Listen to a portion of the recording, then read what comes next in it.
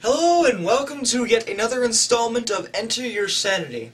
Now, this one's going to be just a little bit different from usual. Not that I've really had time to establish a usual with this series, given I've only done 2 episodes besides this one, but this one's still going to deter from the usual format, in a sense that it's going to be a 2-parter.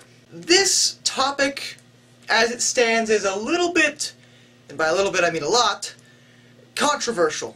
Not that my last few videos weren't controversial, it's just this topic's a little bit more controversial than most. Now, if for some reason you haven't read what is written up there, then I will inform you that this rant is going to be about the whole issue with homosexuals, really. Now, the first part is going to discuss one side of the issue, and the second part is going to discuss the other side of the issue. Now, this first part is obviously talking about the homophobes, or at least the people who are just against gays in any way, shape, or form. These people make me very angry, only because I'm the type of person that does not judge someone based on a personal life choice so long as that choice does not affect the life of another person. I don't think choosing to live your life as a homosexual is a choice that really affects anybody but you. I mean, some would argue that it affects the parents of that individual, but to be realistic, it only affects the parents, or the rest of the family for that matter, because they let it affect them. If you're gay, you're gay. If you're straight, you're straight. It doesn't really affect anything but you in any way. And I really hate when people try to tell someone that they can't make a personal life choice. You can't be gay, 'cause I said so. 'Cause that's what it says in, like, the Bible and stuff. You can't do that. I said you can't. You can't. 'Cause I said so. That is the gist of what I get from a lot of these extremists. To be perfectly honest, I think the whole anti-homosexual movement is really fueled by 2 major things. Religion and fear.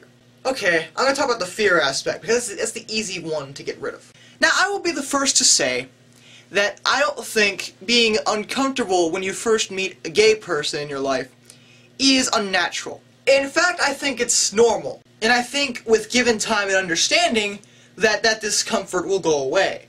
After a while, of course. So, naturally I understand that there might be some, social awkwardness involved. At least involving some people. I don't think that's unreasonable to think, and I don't really consider that homophobic. I consider someone to be homophobic when they're either avidly against gays in some way, shape, or form, or they're literally afraid of gay people. I don't think mild discomfort at first is really homophobic. It's just a natural human reaction. The thing with being gay is that it's an abnormal lifestyle. It's something straight people simply don't understand. Like, take me for example. I, again, will be the first to admit that I do not grasp how or why a man would be attracted to another man. I don't get it. I just don't get it. And I don't think it's something that I can really understand because I'm not gay. I think that's a normal thing, kind of like a lot of gay guys don't understand what's so appealing about women physically. It's one of those things. And, as long as you understand that you can't understand, I don't think there will be a problem. But a lot of people are afraid of it, and it really bothers me because I've noticed something. It's a common fact that women tend to have gay guys as friends. And it's another common fact that a lot of straight guys really like lesbians.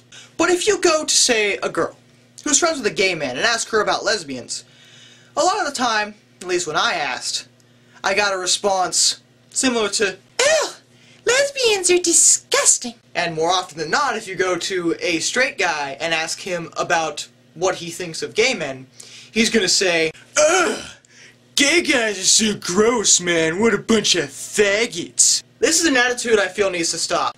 Okay, you can't like one half of the gay perspective and not approve of the other half.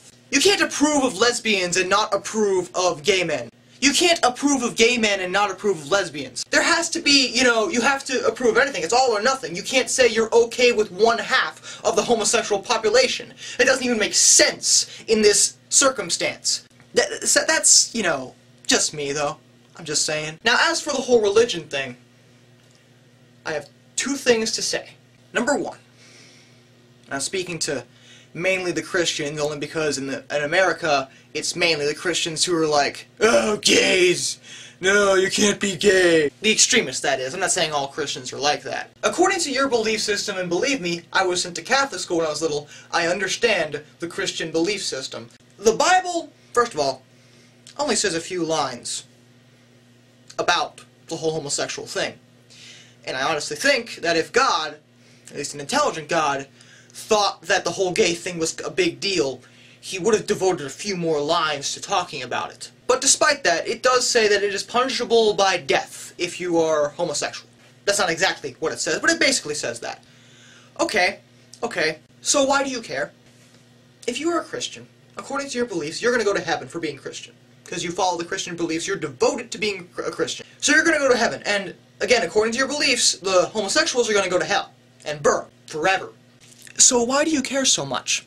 I question that. Because you're really not going to get through to a lot of gay people because they feel they have the right to make that choice, and I think they do. And you know what? If they're wrong for making that choice, again, according to your beliefs, then it's not really your problem. Now is it? The Bible doesn't say to persecute people for being gay, ever.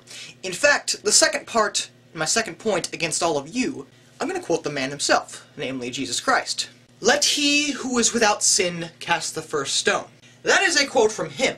Now I translate that to don't persecute people if you can't say that you haven't done anything as bad or worse than them. So I have to ask the question, if there's any Christian extremists watching this who have persecuted or abused homosexuals in the past, have you ever done anything that was as bad or worse than being gay?